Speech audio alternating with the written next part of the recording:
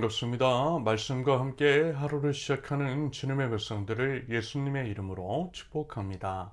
2024년 11월 9일 토요일 오늘 주신 말씀은 디모데전서 5장 17절부터 6장 2절까지입니다.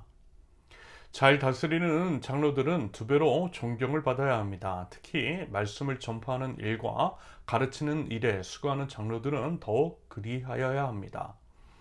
성경에 이르기를 타작 마당에서 나다를 밟아 또는 소의 입에 망을 씌우지 말라 하였고 일꾼이 자기 삭을 받는 것은 마땅하다 하였습니다.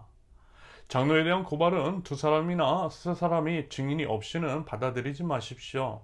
죄를 짓는 사람을 모든 사람 앞에서 꾸짖어서 나머지 사람들도 두려워하게 하십시오. 하나님과 그리스도 예수와 이제 택하심을 받은 천사들 앞에서 내가 엄숙히 명령합니다. 그대는 편견 없이 이것들을 지키고 어떤 일이든지 공평하게 처리하십시오. 아무에게나 경솔하게 안수하지 마십시오. 남의 죄에 끼어들지 말고 자기를 깨끗하게 지키십시오.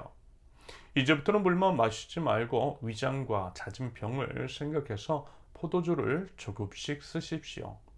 어떤 사람들의 죄는 명백해서 재판을 받기 전에 먼저 드러나고 어떤 사람들의 죄는 나중에야 드러납니다.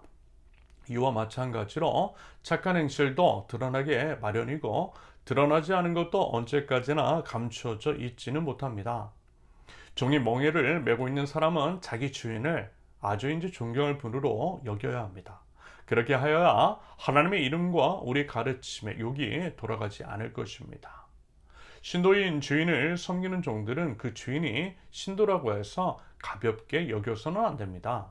오히려 주인을 더 잘 섬겨야 합니다. 왜냐하면 이런 섬김에서 이익을 얻는 이들이 동료 신도요 사랑하는 사람이기 때문입니다. 그대는 이런 것들을 가르치고 권면하십시오. 아멘.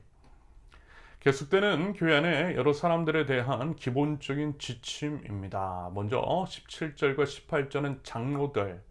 지난번에 말씀을 드렸을 때 보통 성경에서 장로, 감독, 목사는 한 직분으로서 저 같은 목사들, 목회자를 의미한다라고 말씀을 드렸죠. 전적으로 교회의 일을 위해서 헌신된 사람입니다. 말하자면 17절과 18절에서 그와 같은 교회인지 지도자들을 어떻게 대하고 또 대우할 것인지에 대해서 말씀하고 있어요. 당연히 존경해야겠죠. 그래야 되는 이유는 결국 모든 성도 본인을 위한 것이겠습니다. 예를 들어 보통 저 같은 목사의 경우 하나님의 말씀을 또 전파하고 가르치는데 만약에 그런 목사들을 존중하지 않는다면 업신여긴다면 과연 그 말씀들이 들어가겠느냐라는 것입니다. 여러분 이것은요 상식적인 문제입니다. 존경하는 사람의 가르침이 우리 안에 새겨지는 법이 있지 그렇지 않고 무시하고 업신여기는 사람들의 가르침은요 그 가르침 또한 업신여김을 받는 것은 당연합니다. 물론 그러기 위해서 먼저는 목회자들부터 업신당한 만한 일을 하지 않는 것이 필요하고요. 무엇보다 예수 그리스도를 따르는 좋은 본을 보여야만 할 것입니다. 결국 사람에 대한 태도는 목회자 스스로 만들어가는 것 같다라고 하는 생각이 들었고요. 역시 이 또한 저부터 잘해야겠다라고 하는 다짐을 하게 되는 말씀인 것 같습니다. 한편 18절은 목회자의 살해에 관한 지침으로서 사역자들이 살해를 받는 것, 반대로 교회가 사역자들의 생계를 책임져 주는 것은 당연하다라고 하는 말씀입니다. 이와 관련해서는 일단 저희 교회 같은 경우에는 아직 열악한 부분이 있지만 하나님께서 기회를 주시면 정말 상식적인 수준에서 사역자들의 생계를 책임져 주는 교회가 되었으면 하는 바람이 있습니다. 정상적인 목회자라면요. 여러분 부자가 되기 위해서 목회의 길을 선택하지는 않았을 것입니다. 웬만하면 욕심 부리지 않을 것이라는 말이죠. 그러면서 최소한 목회자들의 생계가 안정이 되어야 교회에도 유익이 된다라고 봐요. 이와 같은 면에서 한국 중위소득의 교회 형편 및 공동체 구성원의 수준 등을 고려해서요 적용을 하면 되지 않을까라고 하는 구상을 가지고 있습니다. 이 부분은요 차츰 만들어 나갈 예정입니다. 아울러 이 부분은 비단 목회자뿐만이 아니라 모든 교회 성도들에게 적용을 하려고 생각하고 있어요. 모든 성도들의 최소한의 생계는 교회가 이제 보장을 해줘야 한다라는 거죠. 그게 바로 공동체의 역할이고 사명이라고 저는 생각합니다. 즉 9절과 20절은 지도자에 대한 고발이 돼 그 고발이라는 것에 있어 신중해야 할 것과 무엇보다 이제 범죄에 대해서는 단호하되 그것을 이제 공개적으로 치리할 정도로 엄중해야 한다라고 말씀합니다. 그만큼 뭐예요? 지도자의 죄악이 교회 공동체에 미치는 영향이 심각하다라고 하는 의미이겠죠. 여러분 다들 아시잖아요. 지도자가 무너지면 공동체가 무너진다라는 것을 말입니다. 이런 면에서 목회자들에 대한 사단 마귀의 유혹과 시험이 많다는 것을 모르는 분은 아마 없으실 것입니다. 그렇기 때문이라도 먼저는 목회자인지 스스로 생명을 거는 몸부림, 거룩을 향한 치열한 몸부림이 있어야 할 것이고요. 교회는요, 목회자에 대한 존중의 태도를 견지하는 가운데에 아무 이유나 뚜렷한 근거 없이 함부로 공격하거나 끌어내리는 시도를 하지 말아야 할 것입니다. 그리고요, 이제 분명한 죄악에 대해서는 단호해야 함을 명심해야 할 것입니다. 이와 관련해서 참 아쉬운 것은요, 몇몇 교회 안에서 그것이 이제 사회적으로도 공론화될 정도로 분명한 죄악임에도 불구하고 유야무야 넘어가고 목회자가 자기를 비호하는 세력을 만드는 것은 물론이고 교회마저도 죄에 대해서 이제 적당히 넘어가는 일들이 적지 않더라는 거죠. 여러분 그래서는요, 교회가 무너질 수밖에 없어요. 교회는 사람이 아니라 하나님이 주인이시고 하나님의 교회이기 때문에 더더욱 각별히 유의하고 또 이제 거룩하게 지키려는 모두의 노력이 필요함을 여러분 꼭 우리 기억하면 좋겠습니다.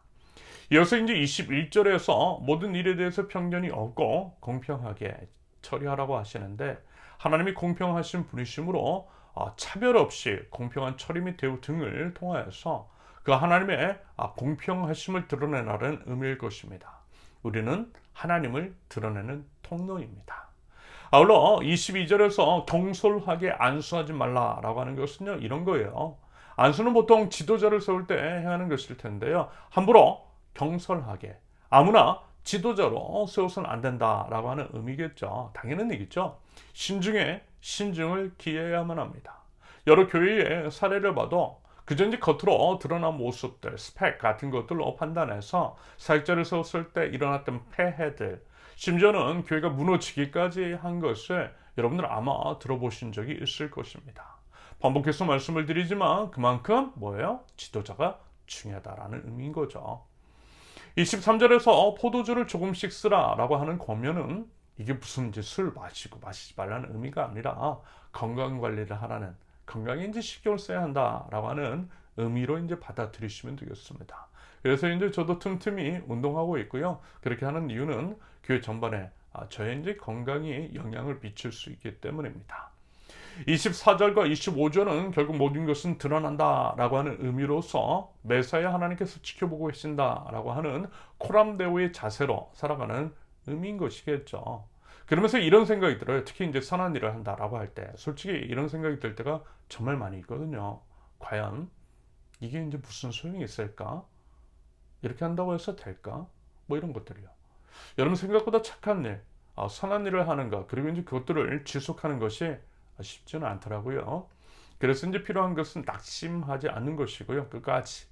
그럼에도 비록 이제 사람들은 보지 않고 사람들은 알아주지 않아도 우리 주님은 다 아신다라고 하는 그 믿음으로 하나님 나라 백성다운 선한 행실을 행하는 것이 맞는 것이겠죠. 우리 부디 그 믿음을 가질 수 있기를 바랍니다. 마지막으로 이제 종의 주인에 관한 태도. 지난번에 이제 말씀을 드렸듯이 일단 이 본문이 노예 제도와 같은 것들을 용인하는 것은 아니죠. 성경은 오히려 이제 모든 사람이 평등하고 존귀함을 말하고 있어요. 그러면서 이것은 다만 성도로서의 자세가 무엇인지를 숙고할 기회를 제공합니다. 글쎄요, 이 본문을 현대적으로 적용을 해본다면 같은 직장의 상사와 부하 직원의 관계일 수도 있겠습니다. 같은 교회에 다니고 서로 이제 편하게 지낸다라고 해서 교회 안에서 한 식구라고 직장에서도 편하게 대한다거나 마땅히 해야 할 일 등에 있어서 소홀히 해서는 안 된다라는 거죠. 오히려 어때요? 더 깍듯하고 예의 있게, 그리고 이제 남들보다 더 열심히 하는 것이 성도로서의 당연한 자세라는 것입니다. 하나님 나라 백성은 모든 일을 그리스도께 하듯 최선을 다하는 사람이고 서로를 하나님께 대하듯 존귀히 여기는 사람입니다.